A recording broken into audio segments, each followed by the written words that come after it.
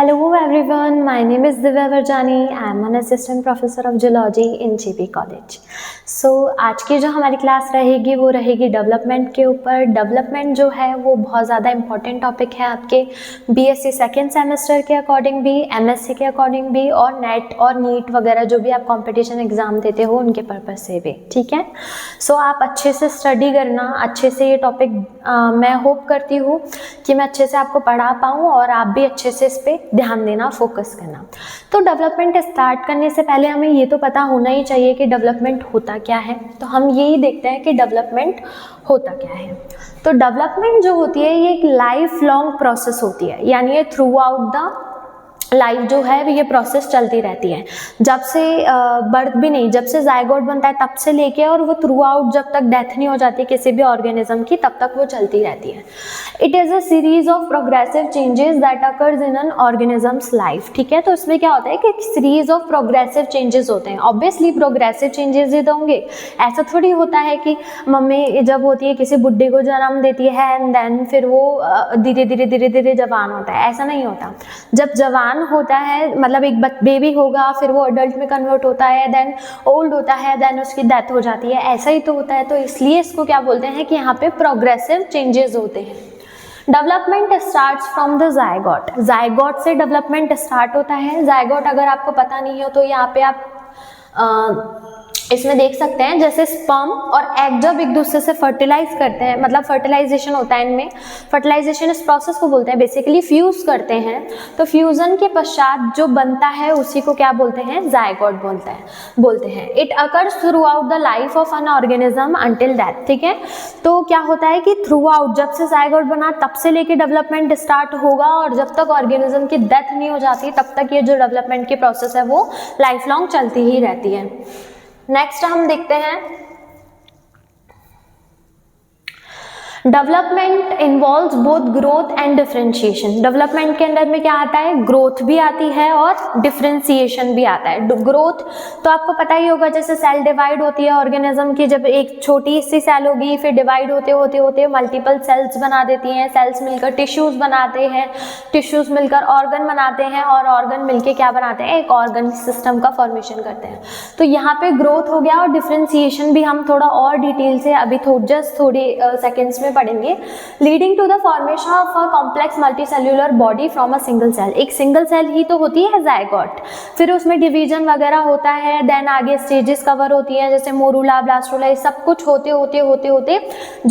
जाकर एक multicellular organism यानी बहुकोशिकीय जीव का फॉर्मेशन होता है, ठीक है। स्टार्ट कहाँ से होता है, जायगोट होता है। जायगोट के अंदर जैसे क्लीवेज वगैरह स्टार्ट होता है, 2 सेल ऑफ मास बनता है, 4 सेल बनता है, फिर मोरूला बनता है, मोरूला के बाद और डिवीजन होता है, ब्लास्टोला बनता है, ब्लास्टोला के अंदर ब्लास्टोसील कैविटी होती है, देन गैस्ट्रोला बनता है, गैस्ट्रोला किसी ऑर्गेनिज्म के अंदर कौन सी स्टेज होती है, लार्वा स्टेज होती है, वो होता है। देन अडल्ट आता है, और अडल्ट बनने के बाद में ऑर्गेनिज्म की क्या हो जाती है, डेथ। तब तक भी डेवलपमेंट चलता रहता है, और डेथ के बाद में डेवलपमेंट जो होता है वो खत्म हो जाता है।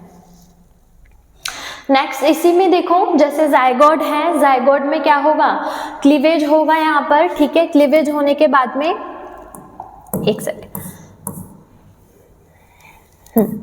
जायगोट जो होगा यहाँ पे उसमें क्लीवेज होगा, ठीक है। क्लीवेज होगा यानी सेल जो होगी वो क्या होगी, डिवाइड करेगी। सेल डिवाइड होने के बाद में कितना सेल बनेगी, 8 सेल ऑफ मास, जिसको क्या बोलेंगे, मोरूला।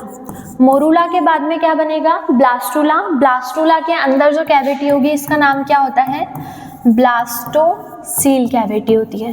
ब्लास्टोला के बाद गैस्ट्रुलेशन की प्रोसेस होती है, जिसको गैस्ट्रुला बोलते हैं। गैस्ट्रुला के अंदर जो आउटर लेयर होती है उसे क्या बोलेंगे, एक्टोडर्म।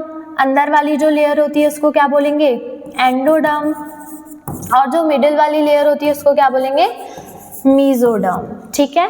और यहाँ से इस तरीके से इन्वेजिनेशन स्टार्ट होता है, और गैस्ट्रुला के अंदर भी जो कैविटी होती है इसको क्या बोलते हैं, गैस्ट्रोसील कैविटी होती है।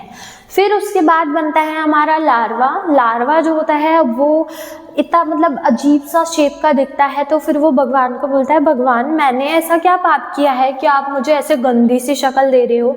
तो भगवान ने इसको बोला कि ठीक है, मैं तुम्हें एक वरदान देता हूँ कि तुम भी बहुत अच्छे सुंदर से दिखोगे, कि सब तुम्हें ऐसा देखने के लिए आएंगे। तो वो वरदान का नाम क्या होता है? वो होता है मेटामॉर्फोसिस।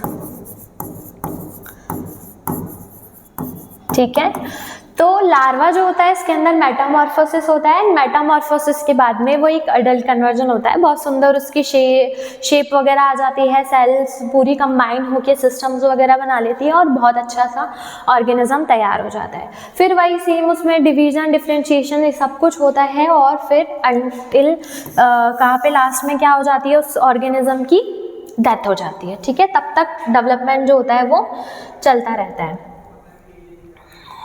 नेक्स्ट देखो, ये एक वीडियो मैं आप लोगों के लिए लाई हूँ डेवलपमेंट की, इसको आप अच्छे से देख लो। साथ साथ हम इस वीडियो को समझते भी जाएंगे। पूरा एम्ब्रियो डेवलपमेंट, आपका भ्रूण किस तरीके से बनता है, इसके ऊपर पूरी की पूरी ये वीडियो बेस्ड है। देखो, जायगोट बन चुका है। ठीक है, जायगोट की आउटर लेयर क्या होती है? ज़ोना पेल्लुसिडा, न्यूक्लियस है, साइटोप्लाज्म है। देखो सेल डिवाइड होती चली जा रही है, 2 सेल, 4 सेल, देन 8 सेल, इस तरीके से डिवीजन हुआ। मोरूला, ब्लास्टुला बना।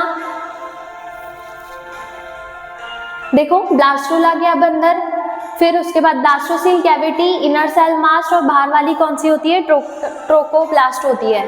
प्रिमिटिव एक्टोडर्म, एंडोडर्म, और इस तरीके से ये जो होगी बाहर की तरफ लील लेयर आ जाती है। देखो अब इसका इम्प्लांटेशन होगा।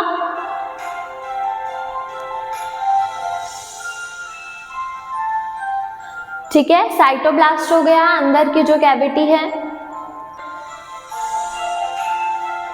ठीक है, amniotic cavity, epiblast, blastocoel cavity हो गई।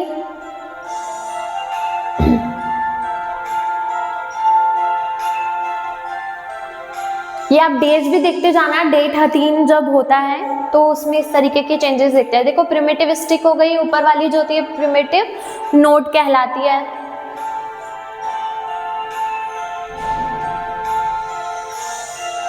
देखो एक्टोडर्म बनी, फिर बीच में मेसोडर्म बनी और ऊपर एंडोडर्म बनी। ठीक है, नेक्स्ट अब हम देखते हैं कीज स्टेप्स इन डेवलपमेंट के अंदर। तो डेवलपमेंट के अंदर कीज स्टेप क्या क्या होते हैं? सबसे पहला जो होता है वो होता है ग्रोथ।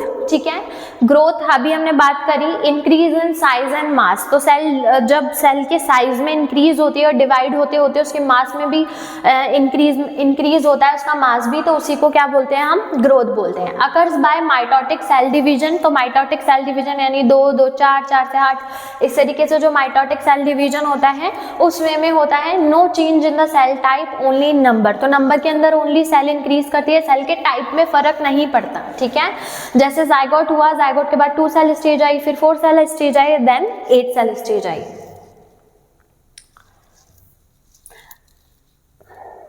नेक्स्ट देखो, नेक्स्ट वाला जो स्टेप है वो होता है कमिटमेंट। कमिटमेंट जैसे आपने ये डायलॉग भी सुना हो कि एक बार मैंने जो कमिटमेंट कर दी उसके बाद में किसी की भी नहीं सुनता। तो सेल भी ऐसे ही बोलती है कि एक बार जो मैंने कमिटमेंट कर दी उसके बाद मैं तुम्हारी भी नहीं सुनूंगी। ठीक है, तो cells become determined for a specific fate. ये 2 फेजेस के अंदर होती है। फेट यानी जो भी उसका भाग्य, भविष्य, कुछ भी बोल दो, तो उसके लिए डिटरमाइंड हो जाती है, लॉयल हो जाती है। अब वो उस पर चीट नहीं करेगी। ठीक है, जैसे अब इसमें 2 होता है, स्पेसिफिकेशन और डिटरमिनेशन। स्पेसिफिकेशन ऐसा होता है कि जैसे सपोज आपके घर वालों ने आपको बोला कि ये तुम्हारे पास ऑप्शन है, तुम इसमें से चूज कर लो, और आपने चूज किया कि भाई मुझे तो टीचर ही बनना है, मुझे तो टीचिंग के अंदर ही जाना है। ठीक है, आप स्पेसिफाई हो गए, पर 4 लोगों ने आपको फिर इन्फ्लुएंस किया, अरे पता है तुझे टीचिंग में तो कुछ पैसा वैसा होता नहीं है, तो ना MBBS कर ले, डॉक्टर बन जा, आज तो डॉक्टर की बहुत वैल्यू है, या तो फिर कुछ अदर कोर्स कर ले, कोडिंग की आजकल AI का ज़माना है तो वो भी कोर्स कर सकती है। तो अब वो क्या हुआ, इन्फ्लुएंस हो गया, अच्छा बहुत पैसा है, फिर तो मेरे को AI उसमें जाना चाहिए, मुझे तो कोडिंग करनी चाहिए, तो इसलिए अब वो पलट गई। ठीक है, तो स्पेसिफिकेशन में जो स्पेसिफिकेशन होता है कि मैंने क्या चूज किया तो पलट सकते हैं हम। ठीक है, लेकिन जब डिटरमिनेशन हो जाता है, मैंने बुक्स खरीद ली पूरी AI से रिलेटेड, मैंने सब कोडिंग सीख ली, मैंने खूब पैसा लगा दिया, अब अगर मैंने चेंज किया तो पापा पिटाई करेंगे। ठीक है, तो इसलिए क्या हुआ कि अब डिटरमिनेशन के बाद में वो अपना फेट, अपना भाग्य चेंज नहीं कर सकती है। ठीक है, तो याद रखना कमिटमेंट दो फेजों में होती है, एक होता है स्पेसिफिकेशन, एक होता है डिटर्मिनेशन। स्पेसिफिकेशन रिवर्सिबल है, आप उसको चेंज कर सकते हो इन्फ्लुएंस करके, और डिटर्मिनेशन इरिवर्सिबल है, पैसा लगा दिया भैया अब तो पढ़ना ही पड़ेगा आपको, ठीक है। एग्जाम्पल जैसे cells decided whether they will become ectoderm, mesoderm, endoderm, अभी सेल के ऊपर है स्पेसिफिकेशन में। जैसे मान लो कि किसी ने एक्टोडर्म डिसाइड किया, किसी ने बस सोचा कि भाई मैं तो मेसोडर्म बन जाती हूँ, मेसोडर्म बन गई, किसी ने सोचा कि भाई मैं तो एंडोडर्म बन जाती हूँ, एंडोडर्म बन गई। अब मान लो कि जिसने सोचा एक्टोडर्म बना और मैंने उसको मेसोडर्म के साथ में रख दिया और वो पलट गई, तो यानी वो सिर्फ स्पेसिफाइड थी, वो डिटरमाइन नहीं थी। और अगर वो उस एक्टोडर्म को एक्टोडर्म के साथ में रखा और उसने पास वाली एक्टोडर्म ने उसने पास वाली ने चुगली करी, अरे चल रही है क्या, एक्टोडर्म को अगर मेसोडर्म के पास में रखा, मेसोडर्म बोलती है अरे बन जा एक्टोडर्म क्या बन के करेगी, मेसोडर्म बन जा। तो अगर वो मेसोडर्म नहीं बनती, बोली नहीं मैं लॉयल हूँ, मैं तो एक्टोडर्म ही बनूंगी, तो इसका मतलब क्या है, सेल क्या हो चुकी है, डिटरमाइन हो चुकी है, ठीक है। नेक्स्ट आता है डिफरेंशिएशन। डिफरेंशिएशन मतलब जो भी फेट, जैसे मान लो कि आपने कोडिंग करने का एकदम ठान ही लिया, अब तो तुम मुझे कितना ही चेंज कर लो, सेल ने बोला मैं एक्टोडर्म ही रहूंगी, मैं तो चेंज नहीं होने वाली, मैं नहीं बन रही मेसोडर्म, मेरे को नहीं बनना एंडोडर्म। तो अगर उसने डिसाइड कर लिया तो अब उसकी क्या होंगी, फंक्शनली वो एक्टिव हो जाएगी और उसके जीन्स उस तरीके के एक्सप्रेस होने लग जाएंगे। देखो cells become structurally functionally specialised हो जाती है, इन्वॉल्व सिलेक्टिव जीन एक्सप्रेशन। जो भी उसने सपोज एक्टोडर्म में भी अदर ऑर्गन्स होते हैं, तो उसने जो भी सोचा उसके स्पेसिफिक जीन्स उसके अंदर होंगे और वो फंक्शनली एक्टिव हो जाएगी। तो याद रखना सेल फंक्शनली और स्ट्रक्चरली एक्टिव कब होती है, जब उसमें डिफरेंशिएशन होता है, ठीक है। अब जैसे इसमें muscle cells, nerve cells, epithelial cells सब अपनी अपनी बन गई एक्टोडर्म, एंडोडर्म, मेसोडर्म से, ठीक है।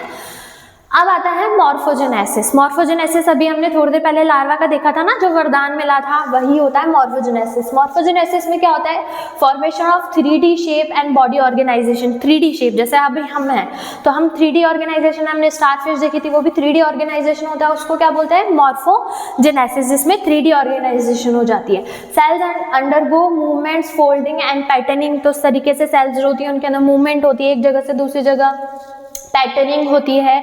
जैसे मान लो कि अगर हमारे हैंड का ही फॉर्मेशन होता है तो पहले कौन सा बनेगा, प्रॉक्सिमल वाला हिस्सा बनेगा, देन डिस्टल वाला हिस्सा बनेगा, देन डिजिट्स बनेगी हमारी। इसी तरीके से एक पूरी पैटर्निंग होगी।